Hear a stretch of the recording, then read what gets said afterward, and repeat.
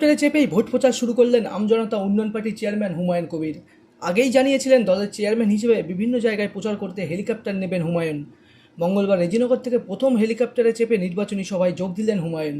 এদিন রেজিনগর থেকে দুপুরে উড়ে হুমায়ুনের হেলিকপ্টার। দমকলের কুঠির মাঠে নামে হুমায়ুনের হেলিকপ্টার। সেখানে আমজনতা উন্নয়ন পার্টির প্রার্থীর সমর্থনে নির্বাচনী সভায় যোগ দেন হুমায়ুন।